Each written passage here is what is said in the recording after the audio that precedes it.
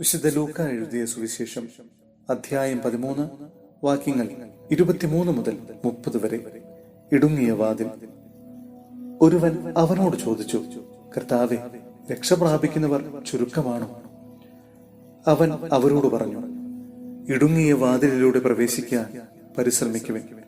ഞാൻ നിങ്ങളോട് പറയുന്നു, അനേകം പേർ പ്രവേശിക്കാൻ ശ്രമിക്കും, എന്നാൽ അവർക്ക് സാധിക്കുകയില്ല.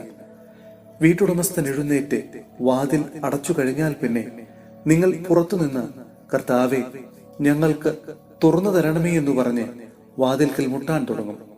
അപ്പോൾ അവൻ നിങ്ങളോട് പറയും, നിങ്ങൾ എവിടെ നിന്നാണെന്ന് ഞാൻ അറിയുന്നില്ല.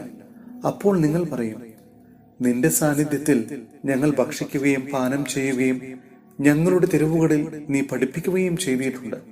എന്നാൽ അവൻ പറയും, നിങ്ങൾ എവിടെ നിന്നാണെന്ന് ഞാൻ അറിയുന്നില്ല.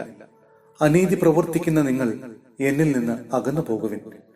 അബ്രഹാവും ഇസഹാക്കും യാക്കോബും സകല പ്രവാചകന്മാരും ദൈവരാജ്യത്തിൽ ഇരിക്കുന്നതായും നിങ്ങൾ പുറന്തള്ളപ്പെടുന്നതായും കാണുമ്പോൾ നിങ്ങൾ വിലപിക്കുകയും പല്ലിറുമുകയും ചെയ്യും. കിഴക്കുനിന്നും പടിഞ്ഞാറ് നിന്നും വടക്കുനിന്നും തെക്കുനിന്നും ജനങ്ങൾ വന്ന് ദൈവരാജ്യത്തിൽ വിരുന്നിനിരിക്കും. അപ്പോൾ മുൻപന്മാരാകുന്ന പിൻപന്മാരും പിൻപന്മാരാകുന്ന മുൻപന്മാരും ഉണ്ടായിരിക്കും.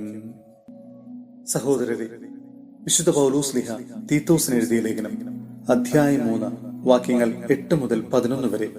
ക്രിസ്തീയ ജീവിതചര്യ. ഇപ്പറഞ്ഞത് സത്യമാണ്.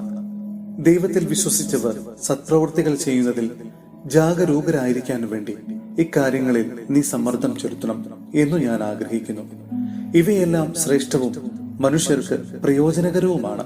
അതുപോലെ അർത്ഥശൂന്യമായ വാഗ്വാദങ്ങളിലും വംശാവലികളെ കുറിച്ചുള്ള ചർച്ചകളിലും കലഹങ്ങളിലും നിയമത്തെക്കുറിച്ചുള്ള തർക്കങ്ങളിലും നിന്ന് ഒഴിഞ്ഞു നിൽക്കുക. അവ പ്രയോജനരഹിതവും നിഷ്ഫലവുമാണ്. വിഘടിച്ചു നിൽക്കുന്ന ഒരുവനെ 1-2 പ്രാവശ്യം ശാസിച്ചതിന് ശേഷം അനുസരിക്കാത്ത പക്ഷം അവനുമായുള്ള ബന്ധം വിടർത്തുക. അവൻ നേർവഴിക്ക് നടക്കാത്തവനും പാപത്തിൽ മുഴുകിയവനുമാണ്. അവൻ തന്നെ കുറ്റവാളിയെന്ന് വിധിച്ചിരിക്കുന്നു.